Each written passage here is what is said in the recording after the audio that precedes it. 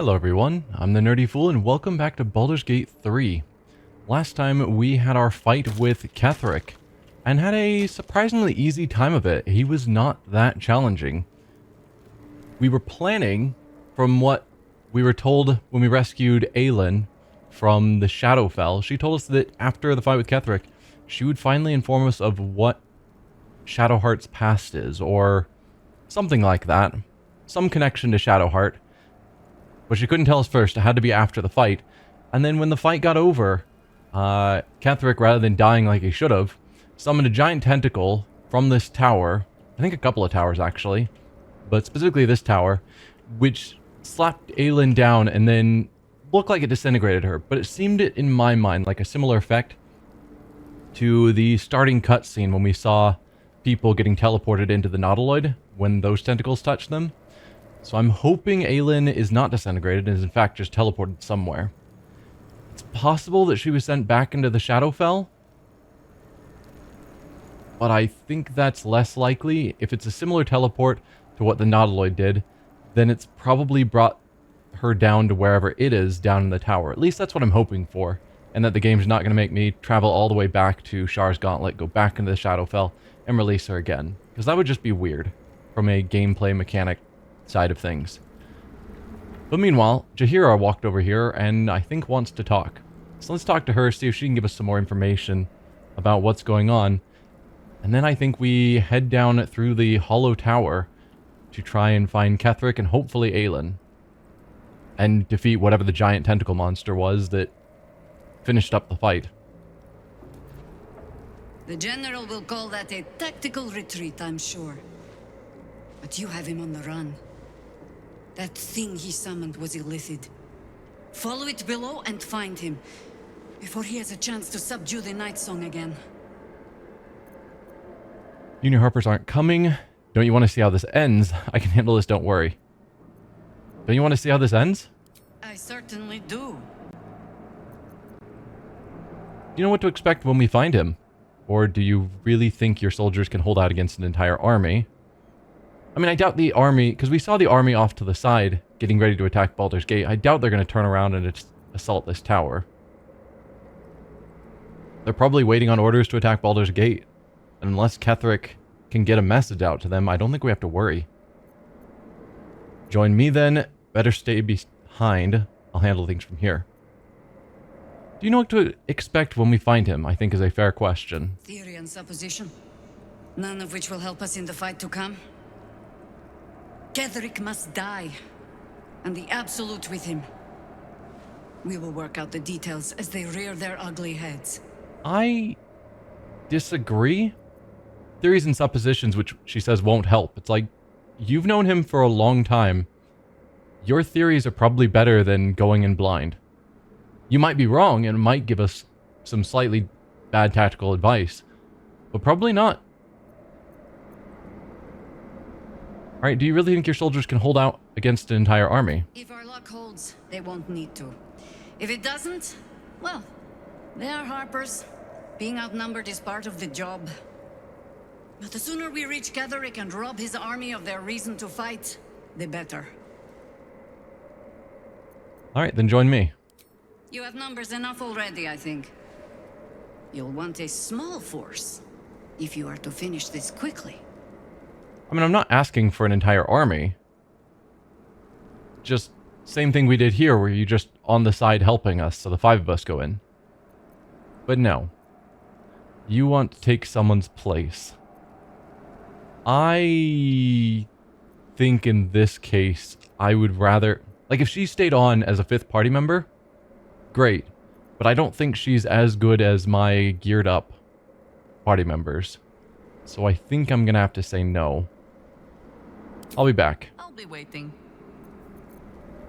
So can I talk to her again and say I changed my mind, go back and guard the tower, or do I just head in and pretend that I didn't ask her to join me? That a tactical retreat, I'm sure. But you have him on the run. Yes, you already said that. That thing he summoned was illithid. Follow it below. She's just repeating herself. Before he has a chance to subdue the Night Song again. You and your Harpers aren't coming? Better they stay here. and hold the tower should Ketheric's army catch wind of our assault.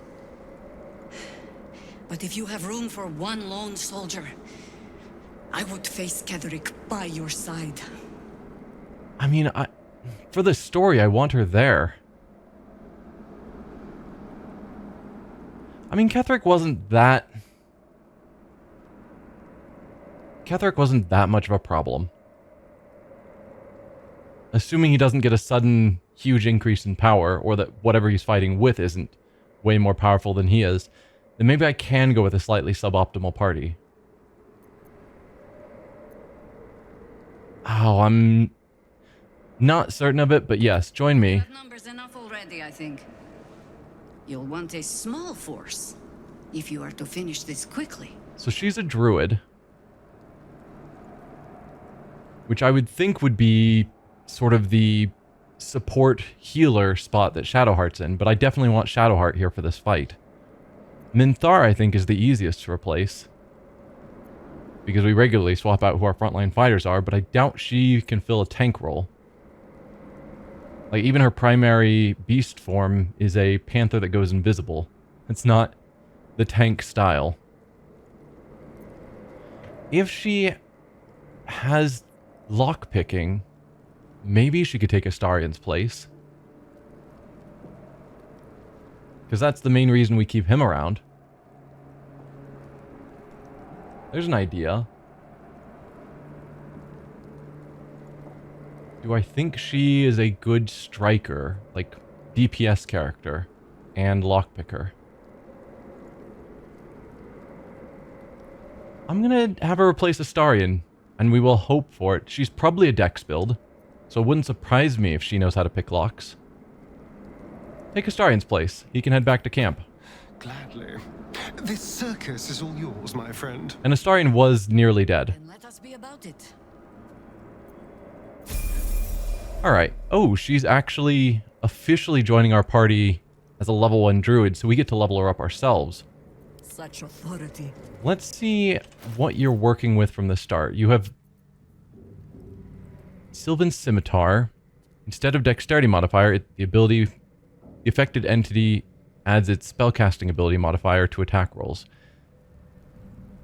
You are not really a dex build. You're just basically a straight wisdom build. That's awkward. And then a +1 scimitar.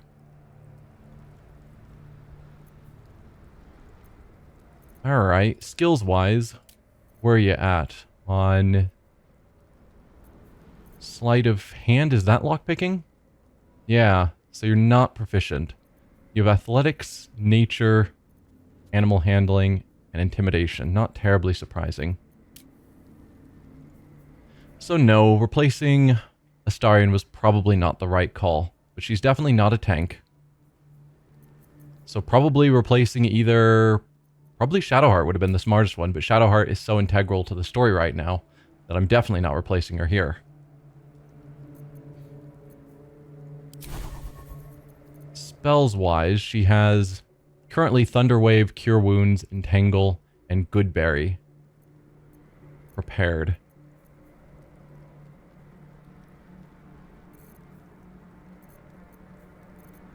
So I guess let's build her towards DPS if possible, because I think she's going to fill Astarion's role more than the Minthara, Lae'zel, Karlach role. And getting someone else who can slot in for Astarion so he's not guaranteed to be in the party all the time would feel okay. Let's see what we can do. This whole episode might just be leveling her up, which would feel a little bad. What is your circle? Your druid circle? I guess I didn't check that. Oh, no, we choose that here. Okay. Perfect. So, it's defaulting her to Circle of the Land, which is the spellcasting focused. I think. Circle of the Moon is the one that focuses more on your wild shaping side of things. That's what gives her the bear. Or we could turn her into a tank. But I think that's what we did with Halsin, or maybe Halsin already came that way. I don't know. Then there's Circle of Spores, which I know very little about. Viewing death, necrosis, fungal growth, and sporulation as just another part of life, you can manipulate such spores to augment yourself and harm your foes. Wild shape, the same basic 5 that they all get. Hail of spores. Unleash a cloud of necrotic spores upon a target. This uses a reaction, so other reactions won't trigger this turn. So as a reaction, though not stating a reaction to what, you give someone a d4 of necrotic damage. Symbiotic entity. Gain 8 temporary hit points and deal an additional 1 to 6 necrotic damage when you have them. Cast Hail of Spores with double damage.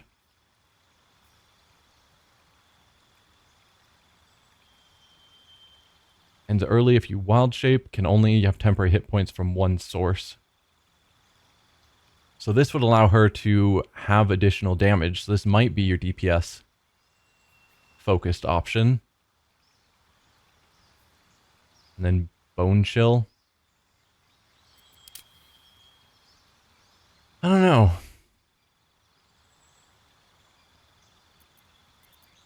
Because Circle of Land gives us an extra cantrip. And then I think it gives more spell slots. At least that's what I was thinking. Like, it's supposed to be the spellcasting focus. This is the wild shape focus. And I don't know what Circle of Spores is focused on.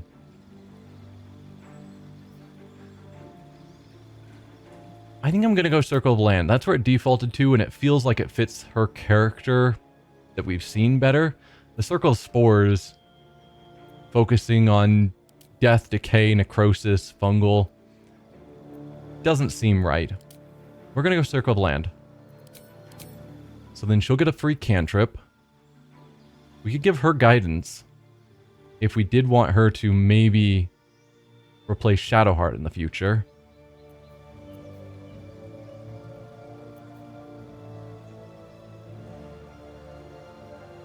Poison Spray, and it's a cantrip, which means at higher levels it would increase in damage. And she's probably intended to be up front, given that she has scimitars. Although maybe she should just stay in back and use spells. But the scimitar gets a bonus for her wisdom.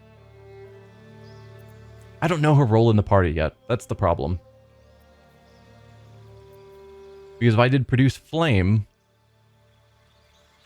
then that's a cantrip.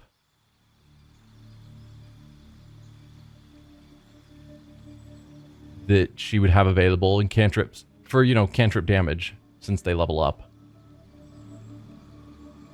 Deals 1d8 fire damage when thrown. Throwing a flame immediately after you conjure it does not cost an action. Extinguishing or throwing it on subsequent turns costs an action.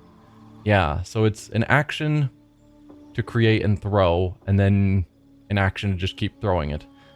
It seems weird that they are separating this different than how normal Firebolt works, where that's just an action to cast. I don't know what the purpose of having it cast it and then hold it in your hand for multiple turns, how that helps. I'm going to go with Poison Spray. Still technically at a range, but mainly a fairly close spell. Does lots of damage, being a D12 spell. I think that'll be good. And they're choosing Ice Knife, which is a fine spell. I think I'm going to get rid of Goodberry and grab Healing Word.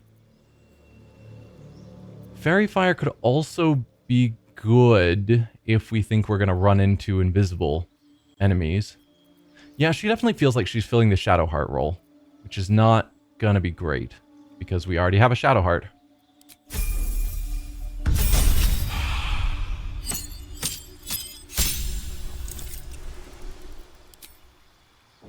Gain 2 spells that are always prepared. Hold Person and Spike Growth. Hold Person can be nice. Spike Growth.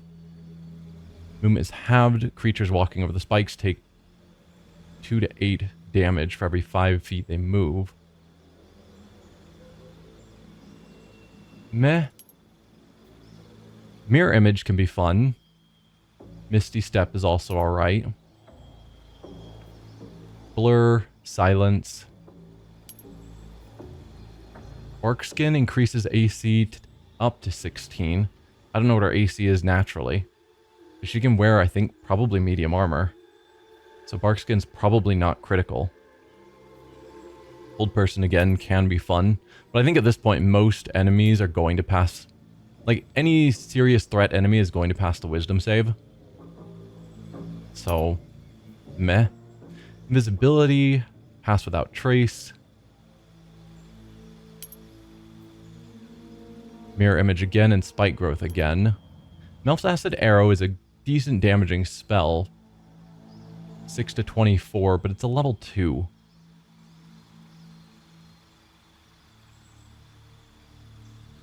But they stay with acid damage. No, it's not an ongoing acid. It's acid that hits them at the end of their turn. Just once. And then darkness. Underdark is an option. That's fun. For web and misty step.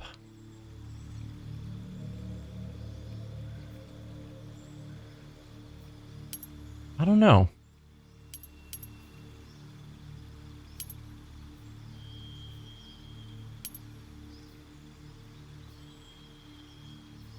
Mirror image is concentration, right? Do they not specify concentration spells?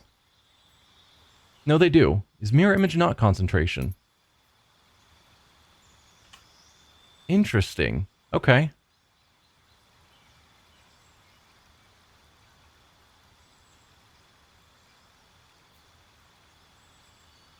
Because for a frontline character who doesn't have amazing AC, giving them mirror image would keep them alive more. On the other hand, we could go with blur, but that is concentration.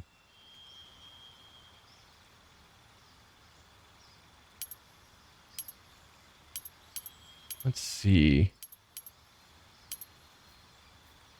Mirror image and spike growth. Or misty step. I'm probably not going to want spike growth because I think that will hurt allies as well. Movement is halved. A creature walking on the spikes. Yeah. This has no... like, this doesn't only hurt enemies. This would also hurt allies.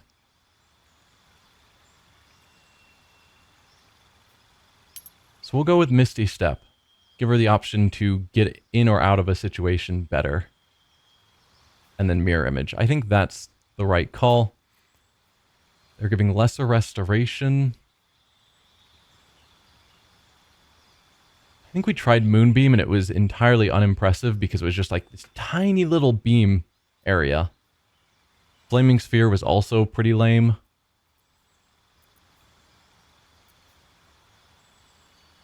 Heat Metal can be fun.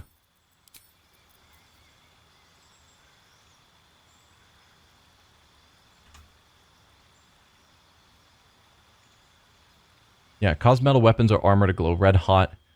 Let go or have disadvantage on attack rolls and ability checks.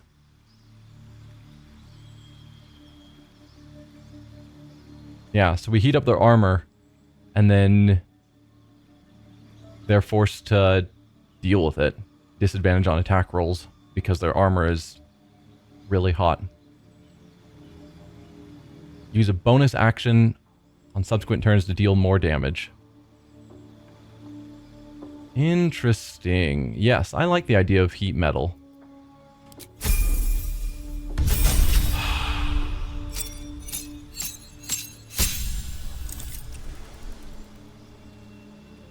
You got Deep Rothe. Roth? I don't know. Assume the shape of a deep Roth that casts dancing lights and charges its enemies. Starting health of 23 hit points and increases every 2 druid levels. Interesting. Another cantrip. In this case, I think I will go with guidance. Sure, you know what? You can have your lesser restoration. I mean, there's also something to be said for something that shoves enemies back, potentially up ledges. It's not something we have on anyone else. And then a feat. Probably ability score improvement. Get that up to a 19. Though there is something to be said for choosing skilled, so then I could give her sleight of hand.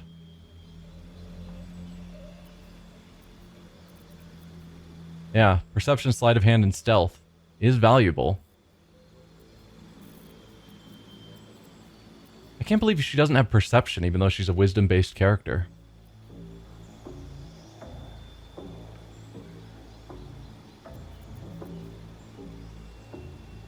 I don't know. No, I think we need to get her as capable as possible, and that's ability improvement, boosting her wisdom. Because that boosts all of her main abilities. If we find chests that we can't pick, we can theoretically just take them to camp and have Astarion pick them there. Or doors we can bash down, in most cases, probably. We don't need someone to pick locks. It's just better, and he's really good at it.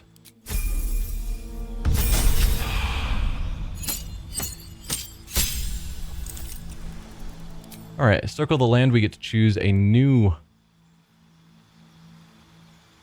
area to get 2 spells from. These are 3rd level spells. Sleet Storm. Storm that disrupts concentration of spellcasters, douses fires, and creates an ice surface. And Haste. Haste is always fun.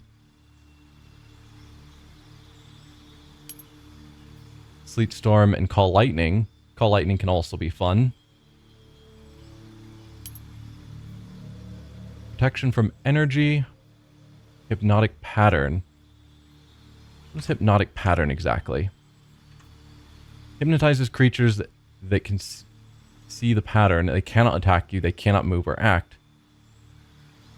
Spell can be cast while you're silenced. Can't move or take actions, become bonus actions or reactions, removed by taking damage or when helped. They get a wisdom save, or they are hypnotized for 2 turns. It's a similar problem with Hold Person, where it's a wisdom save, and so anything that I feel like using a 3rd level spell on is probably just going to make the save, and it's a save or suck spell, where if they make the save, then I just wasted my turn. Like there's no does half damage, like Fireball or something. Make weeds burst from the ground and smother the area. Creatures moving through their movement speed quartered. I mean, that applies to us as well. Daylight, haste, no. Lightning bolt. It's fun. Grant flight. Stinking cloud. Prevents creatures from taking actions. Vampiric touch. Gaseous form and stinking cloud.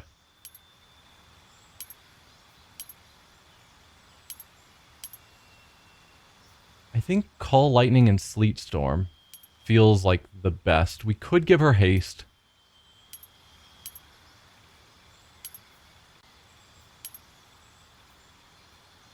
But I doubt I would use it much.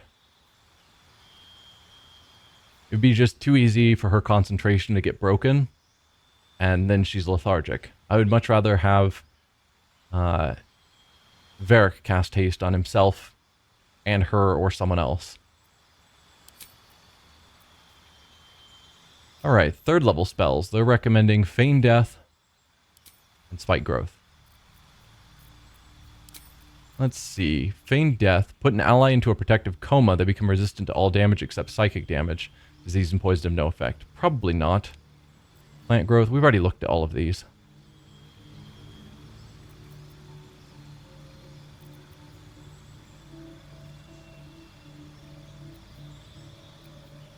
I mean, protection from energy can be nice if you know a group of enemies is only going to be doing a single damage type.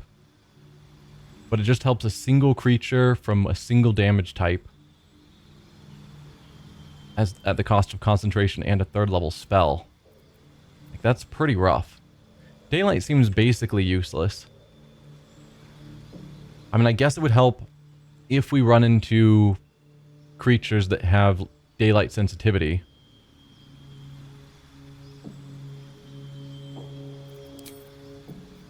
And since we're going underground, maybe we're going to run into that. I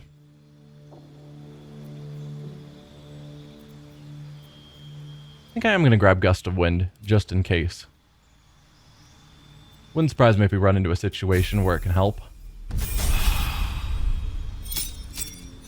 There's lots of chasms underground. Landstride, you have become an expert at moving through the wilderness. Difficult terrain no longer slows you down. Neat. And you can now wild shape into Panther, which is what you were using before, and Owlbear, which sounds cool.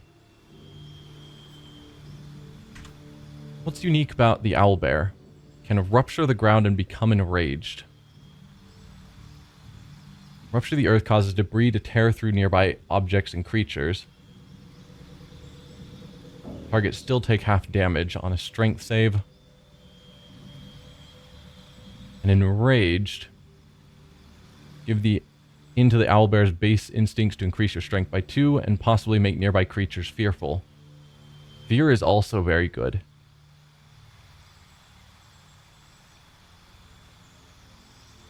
Well, that sounds awesome. Do I grab Moonbeam?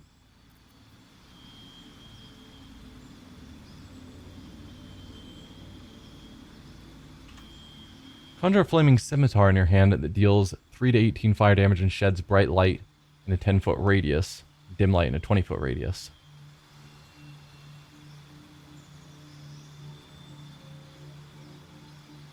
Okay. It would be far better than, you know, +1 scimitar.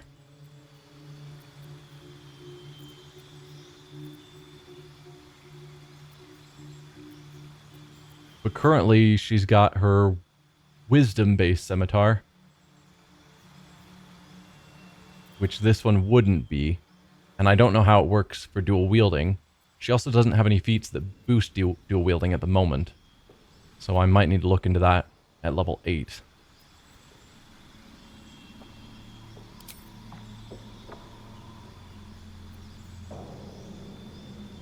But I'm not opposed. It's a bonus action. But the idea that it would reduce my chance to hit because it be based on dex rather than wisdom, but then do more damage if she hits, does not feel great to me. So, don't know if I'm actually going to use it. But it's nice to have it ready in case. 4th level spells, nice. We get another Circle of the Land. Conjure Minor Elemental, cool. And Ice Storm, also cool. Freedom of Movement. Or Confusion.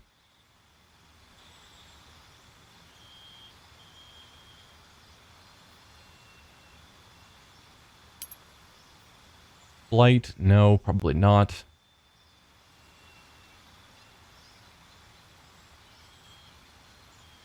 I mean, it's not bad. 8d8 damage. I just always think of Blight as designed to attack plants. But I guess 8d8 with a con save is still a pretty good spell. And then Wall of Fire. Conjure Minor Elemental, Grasping Vine.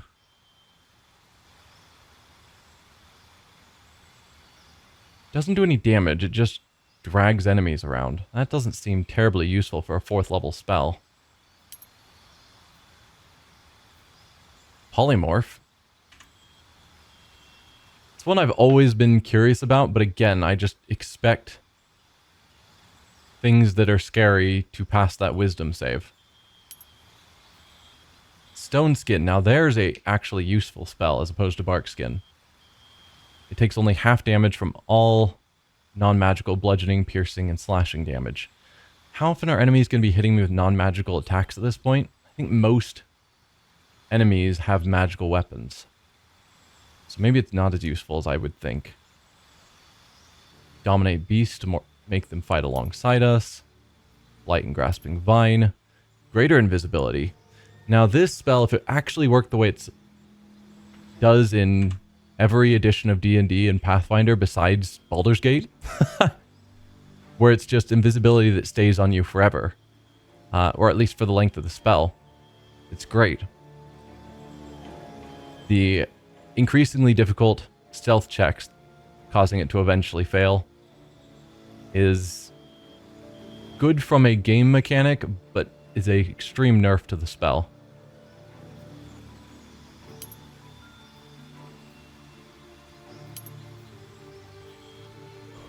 Huh. I guess it doesn't really matter because I can grab any of these. But I'm liking the Conjure Elemental and Ice Storm. Both sound fun. Dominate Beast is fine. Do I want to go with Blight just to have a heavy hitting spell?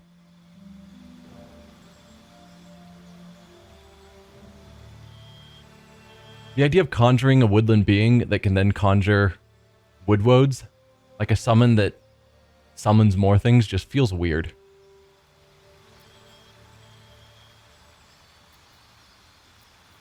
I'm going to go with Blight over Dominate Beast. I don't know how often we're going to run into beasts that I think it's worthwhile to dominate one of them.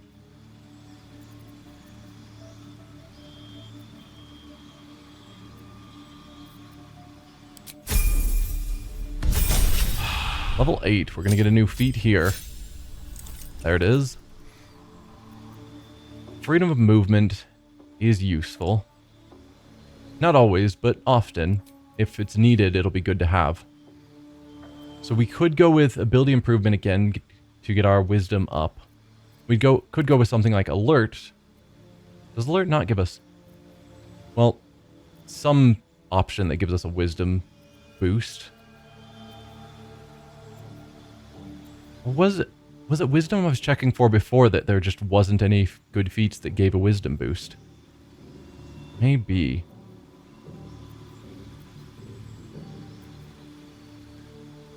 Or we could go with the option for two-weapon fighting.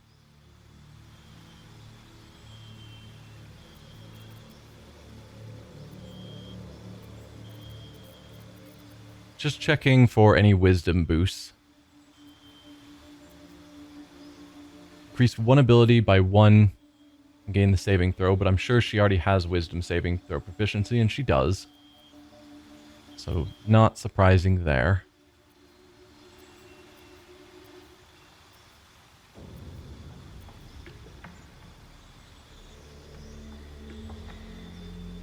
This one's always good to allow you to crit on a 19 with spells. Yeah, there's no wisdom feats. It's really weird.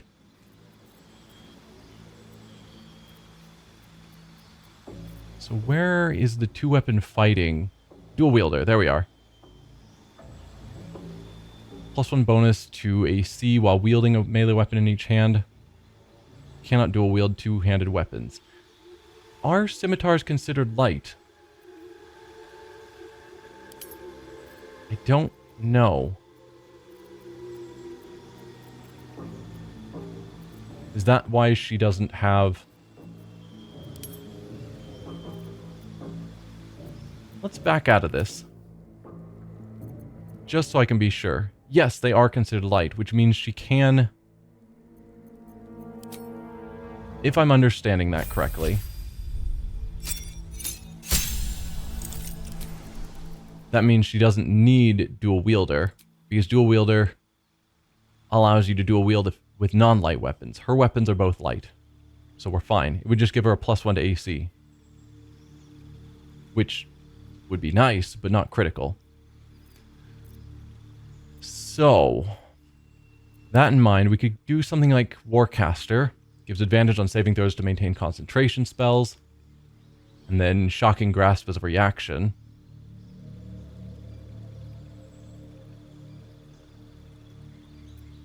spell Sniper so that she can crit on 19s. Ability improvement to get her wisdom to a 20, and then put a +1 in something, dex, I guess, or con. I don't know. Something that doesn't matter. Probably dex.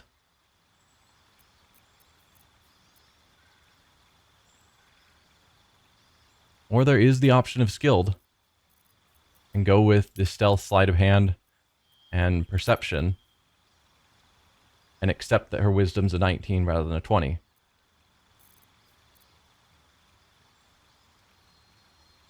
Makes her less combat focused and better outside of combat, which isn't a bad thing.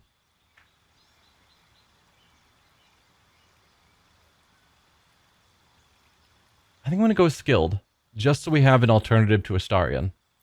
Though I think Astarion is going to be better than her. In nearly every circumstance. But for right now, she has a better call to be in the party for this quest.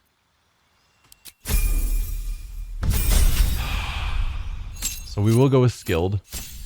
And then 5th level spells and a new Circle of the Land. Cone of Cold and Contagion. Poison them and possibly afflict them with a disease of my choice. Cone of Cold, 30-foot cone that does crazy damage on a con save. A lot of enemies don't have great con. That's not a bad call. Like dex saves, everyone passes. Con, depending on who you're targeting, might work. Conjure an elemental. This isn't a minor elemental now. This would be a normal elemental. And then greater restoration. Wall of Stone, Insect Plague. Probably not. Mass Cure Wounds, we've already seen how good that is. Contagion again. Greater Restoration, Insect Plague, no. Wall of Stone and Conjure Elemental. Insect Plague and Cloud Kill.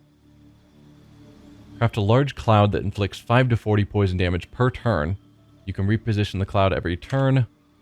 The cloud heavily obscures everything within it. Definitely there's times where Cloud Kill can be quite powerful. If you can sort of just like lock enemies into an area and then Cloud Kill that area, it's really good. And then Contagion and Cloud Kill. Not super sold on Contagion.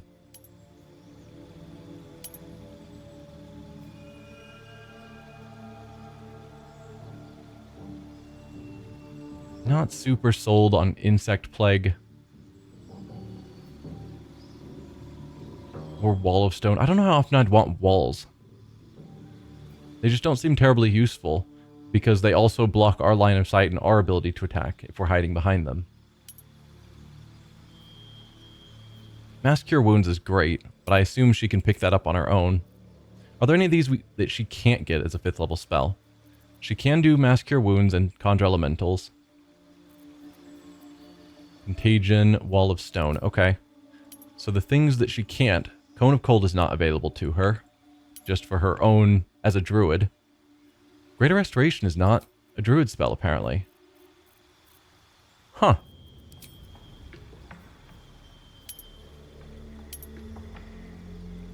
So Mass Cure Wounds she can get.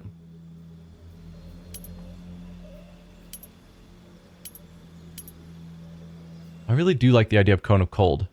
I don't really care for Contagion, but I think Cone of Cold is cooler than Greater Restoration.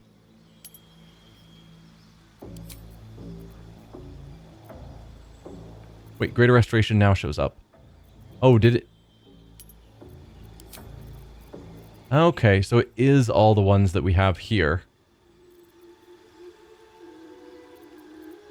It was just not showing them if they were the one I'd chosen. But yes, the Cone of Cold is still not showing up there. So that is a spell that's not normally on the Druid spell list, made available because of that. I think I'm going to go with Mass Cure Wounds. Do we need a second primary healer? No. Am I going to bring one anyway? Yes. Do I want to grab Conjure Elemental? Kind of think so. Let's get rid of Entangle. Grab Conjure Elemental. Just in case I want to have a big ol' elemental on the field. Is that our last level? I think so. Okay. She is now leveled up with us. Unfortunately, she has terrible equipment. AC 13. Yikes.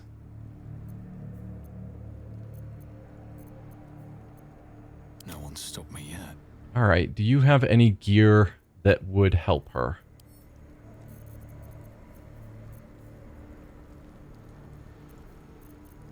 Something people aren't currently using. Allied Undead, no.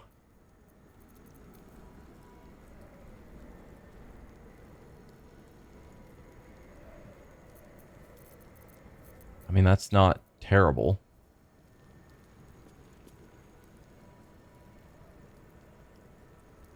Sure, we can send that to her.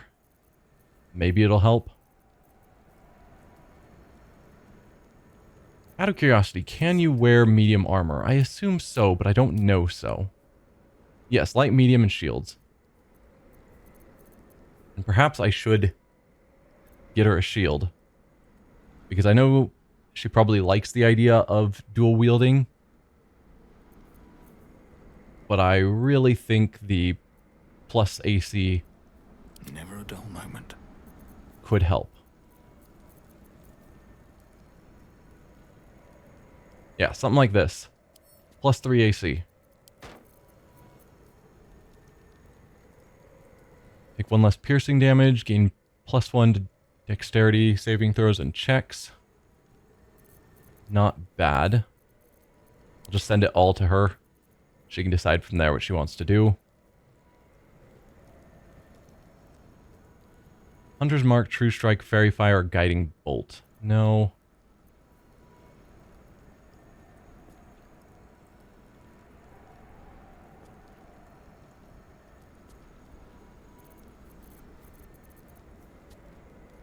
Restore Bardic Inspiration? Probably not.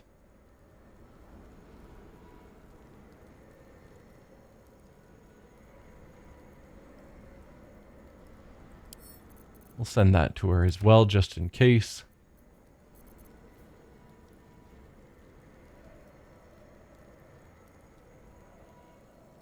What is encrusted with frost? I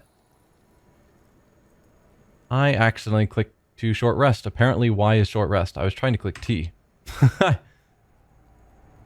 Well, that's disappointing. Disadvantage on dexterity saving throws. Must succeed a constitution saving throw, take a d4 of damage, and become frozen.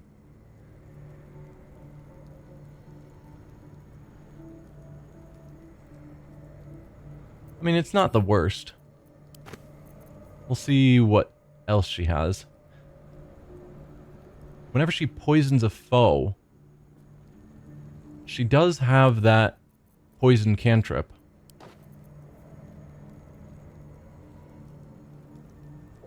Cast Mage Hand and Telekinesis. I mean, if you don't have anything else, why not?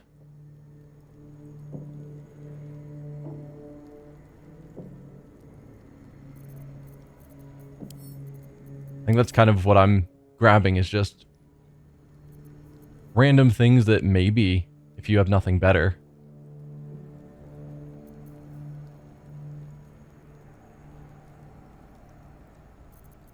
No, I don't think we're going to build a heat build.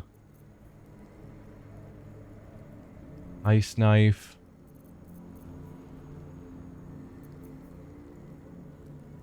When the wearer deals cold damage, they also create 15-foot circle of ice around the targets. She's got a couple of cold spells.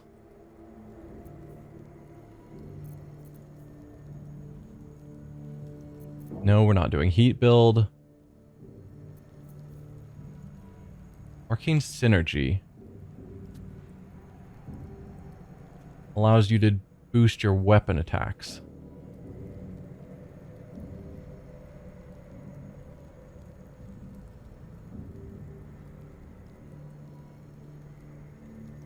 Okay, so if you hit with a cantrip, then for the next 2 turns, your weapon attacks would deal an additional, in her case, 4 damage. That's not bad.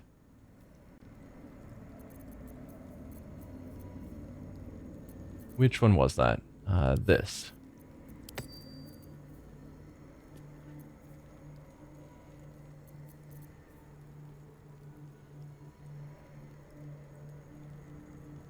Nope. The sentient amulet. Yes, I remember you. Which we're supposed to bring somewhere. Voice of the Circle? +2 bonus to persuasion checks. Okay.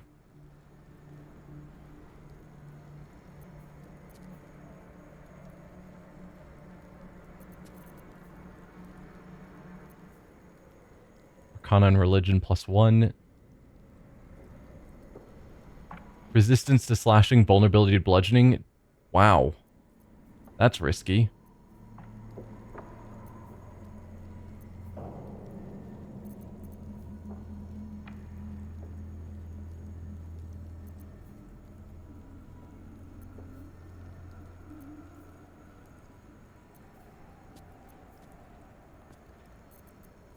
Alright, we'll call that a good assortment of gear. So you can put on that. Now you're far better at defense than you were. Not going to be as good at stealth. But that's fine. We'll give you a bow. So that you actually have that option. For a hat, you can have that, and please take it off because hats look dumb. Cloak that I didn't even look at. Oh yeah, poisoning foes.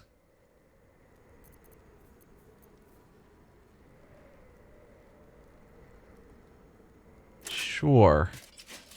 Better than nothing. Let's just put on all the various gear that I thought was alright. Cool, good enough. She's now somewhat equipped. Question is, do I think that she would be better having 2 scimitars so that she can attack with a +7 to do 2 to 7 damage on a bonus action? Or get her AC up to 21. But then she can't use the bonus action for an offhand attack. And I am definitely thinking that it's better to have her have a good AC. There we go. Something like that. Let's get going. Alright. Sorry this whole episode was basically a little bit of talking and then leveling her up. Some people are probably going to hate that, but that's the nature of getting a first level character when the rest of the party is 9th level. Best be on my way. So, I guess next time we're actually going to head on down. That autosave scared me. I thought we were actually going to get into a fight. But okay. Nope, next time we will head down into the Hollow Tower. But I'll see you guys then. Bye.